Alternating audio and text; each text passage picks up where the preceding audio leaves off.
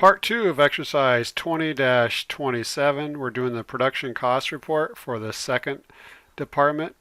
In this case, the department is the bottling department. And we've already done the equivalent units in the previous video. So now we're going to work on costs. So we need to open up our data table. And so remember, looking at the T accounts, we're going to start with the costs to account for. And those are the costs that are in the beginning balance associated with these 15,000 units and the units transferred in, the 160,000 units. So our labels are going to be, remember we're working on costs to account for.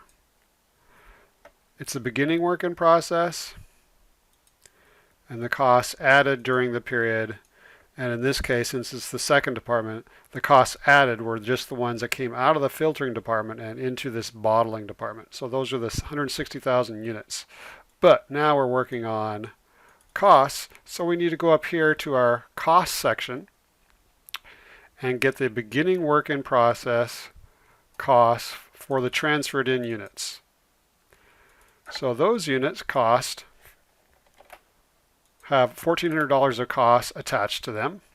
The direct materials is 0.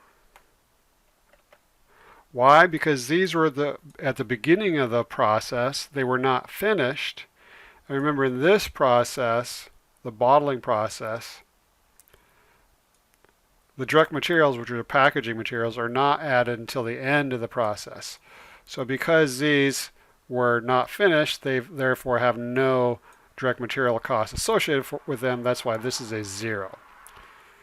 Next we have our conversion costs, which includes direct labor of 700 plus manufacturing of overhead of 330. So remember, conversion costs include direct labor and manufacturing overhead. So we're going to take 700 plus 330. That gives us $1,030 of conversion costs. And then the total costs, we're just going to add 1,400 plus 0 plus 1,030 gives us $2,430 of costs for the beginning units. Next we have the costs transferred in. So these are the production started. So here's the units, but we want the costs now. So the costs associated with those transferred in units, 135,100. Then we added direct material costs of 30,400 and conversion costs of 33,100 plus 16. So what is that? 349,400. 49,400. And then for the total costs, we're going to add 135,100 plus 30,400 plus 49,400 gives us 214,900.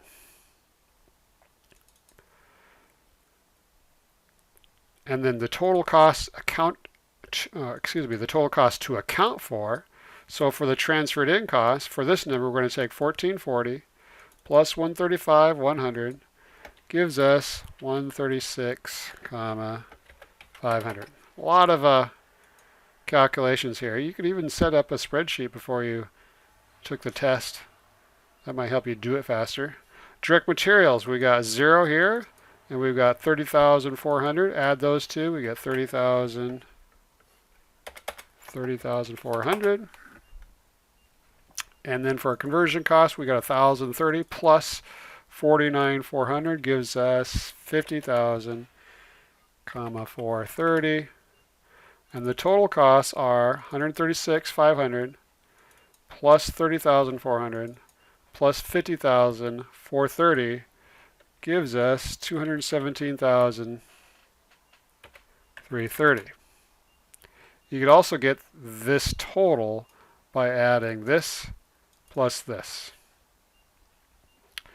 Next, we need to divide by the total equivalent units of production. So notice we're working on the transferred in costs, so make sure that we're looking at the right column. So this is the transferred in costs. So the total units to account for or accounted for are 175,000. So I'm going to copy and paste this and divide by that. So we're going to take $136,500 of transferred in costs, divide by 175,000 equivalent units, and we're going to get costs of, let's see here, so 136,500 divided by 175,000 gives us 78 cents of transferred in costs per equivalent unit. Next, we have a direct material. We need to divide by total EUP, so this number is going to be the total units accounted for, 152,000. Just to let you see that I'm working on the same column. So these direct materials, total units accounted for, equivalent units, 152,000. So now I'm going to take 30,400, divide by 152,000. We're going to get some small number here. 30,400 divided by 152,000 gives us 20 cents. Now you can add the 0 there if you want, but you don't have to. A lot of students, it bugs them if I don't add the 0. So the next one, we need total equivalent units of production for conversion costs, which is right here, 168,100. So I'm going to copy and paste that. And now I'm going to take the 50,430 conversion costs, divide by these units. So we get 50430 divided by 168,100. 168,100 equals 30 cents. I'll put the 0 in there, but you don't have to. Check our answer. Fantastic.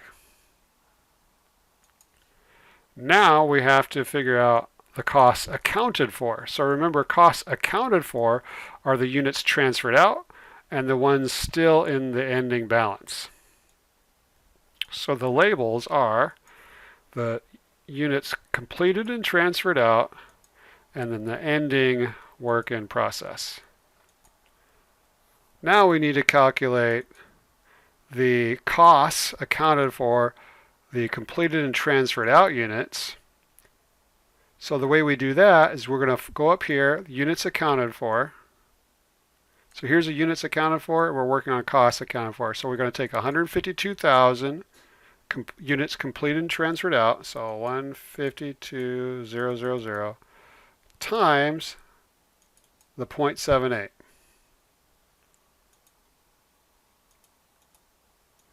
Gives us $118,560 of cost. And then for the ending work in process, we're going to take the ending work in process equivalent units, 23,000,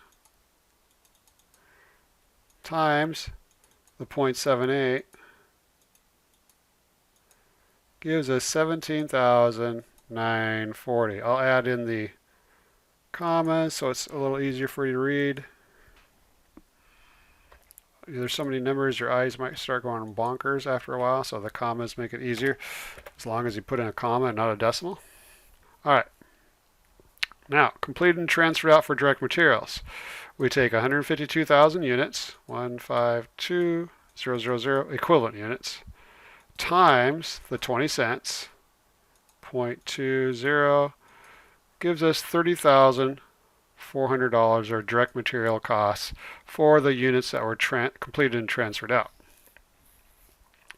And then for the ending work in process, the equivalent units are 0. Notice equivalent units up here is 0 because they technically are not finished and therefore don't have the direct materials added to them. Therefore, we're going to technically take 0 times 20 cents gives us 0. And then for our conversion costs for the completed and transferred out, we're going to take the equivalent units, 152,000, 152,000 times this 30 cents, 0.3 equals 45,600. And then for the ending work in process, we take the ending work in process equivalent units, 16,100 times the 0.3 gives us 4830.